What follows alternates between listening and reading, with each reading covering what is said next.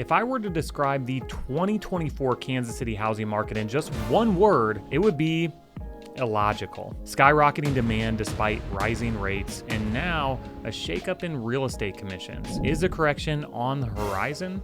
Well, in this video, we'll break down the first half of 2024 while attempting to predict what the second half of the year will look like and unpack how these commission changes will impact Kansas City buyers and sellers. And stick around until the very end to find out if we're heading for a housing market crash here in KC. Welcome back, I'm Kyle, and this is Moving to Kansas City. Now, my team and I, we help folks just like you buy, sell, relocate, and invest throughout KC. So if you check any of those boxes, shoot us a call, text, or email anytime, and we'd love to assist you. And remember to subscribe to the channel if you want to stay in the know about all things Kansas City development and real estate. 2024 has been a wild ride for real estate. Let's dive into this unpredictable market. Now, remember those forecasts about interest rates dropping below 6% by the year's end? Well, that doesn't seem likely now, does it? And to top it all off, the landscape for real estate agents is really shifting due to these commission lawsuits. But here's the thing.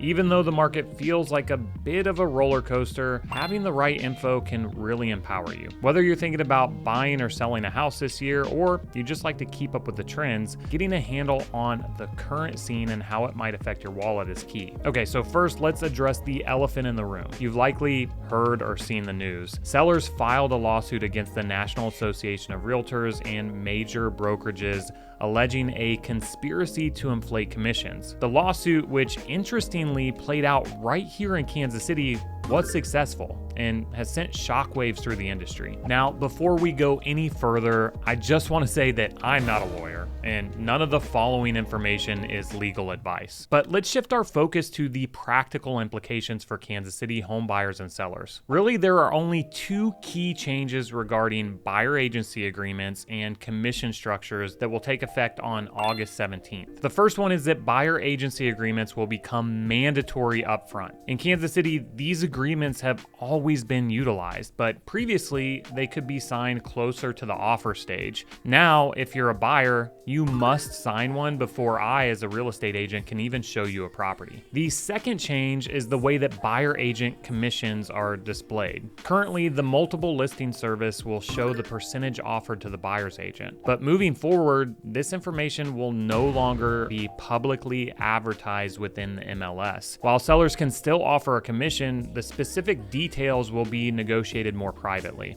We're still adapting to this change, but for now, I anticipate contacting a listing agent when I'm representing a buyer to directly inquire about the compensation and then relaying that to my client. Understanding how buyer agents are compensated is absolutely crucial going forward. So let's talk about it. Now, remember that all commissions are negotiable, but my rate that I charge as a buyer's agent is 3%. And there are really three primary scenarios for how that fee is paid out. The most common scenario involves the listing broker paying a cooperative commission to the buyer's broker. Listing agents often don't have buyers readily available for every property, so they offer a commission to agents who bring a qualified buyer to the table. In the second instance, the buyer is responsible for the commission. Now, this can occur if the listing broker offers no commission, or I've actually used it as a negotiation tactic to give the seller a higher net profit.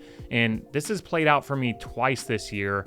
More on that in a minute. The final instance is a combination of both. The seller offers a portion and the buyer contributes the remaining amount to reach the agreed upon commission. So earlier this year, we got into an ultra competitive offer situation and my client really wanted this house. They were using an FHA loan, and after speaking with the listing agent, I found out that we were up against not one, but two cash offers. So we had to get creative. We wrote in that the buyer would pay my commission and it ultimately netted the seller more money, which was enough to tip the scales in our favor. All this to say that open communication with your agent is essential during this transitional period. It's important to discuss these various scenarios before signing any agreements so you know exactly what you're getting into. All right, now that we've covered the whole commission change thing, let's jump into what's been happening in the Kansas City housing market so far in 2024. Now, this year, honestly, feels a bit like 2021 did, except for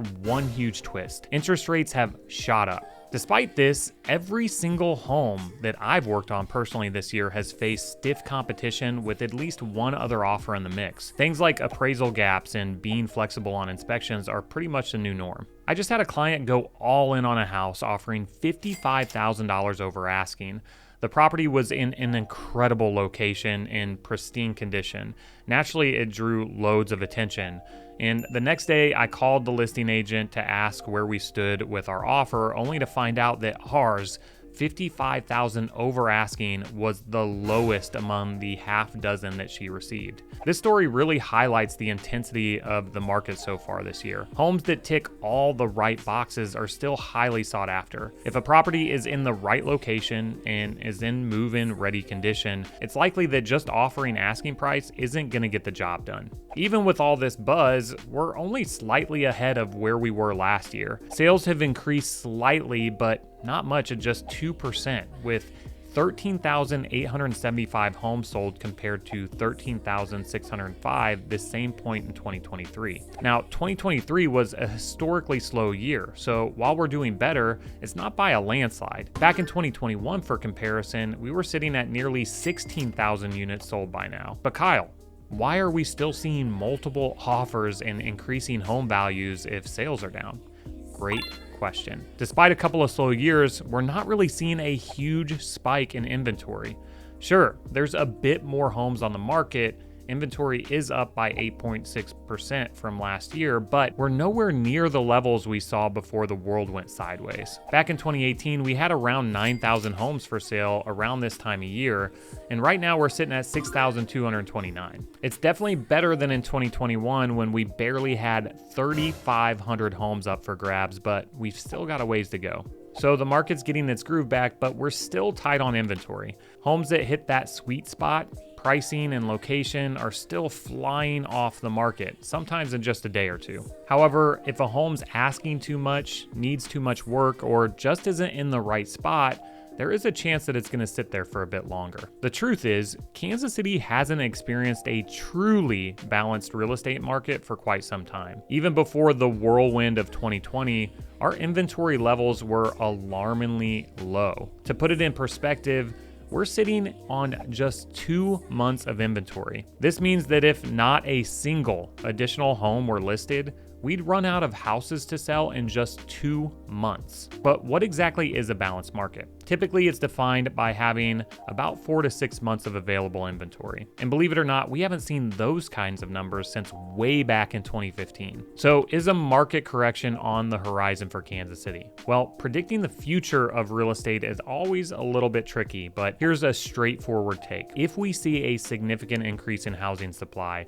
it's likely that home values will stabilize or even dip slightly. Recall that in the latter half of last year, a sudden spike in interest rates caused demand to plummet dramatically. This scenario could very well repeat itself in the second half of 2024, especially since demand often tapers off in the third and fourth quarters annually. There are a couple of key indicators suggesting that the Kansas City housing market might be starting to cool off. The first is the median home price. Over the past few years, this figure has consistently peaked around $300,000 across the metro area, indicating that home price appreciation has plateaued. And the second indicator is the average days on market, which has been creeping up over the recent months. Currently, homes are taking, on average, 44 days to sell, which is a 7% increase from last year and a substantial 40% rise from 2021. When you combine stagnant price growth with longer selling times and an increasing supply, these factors collectively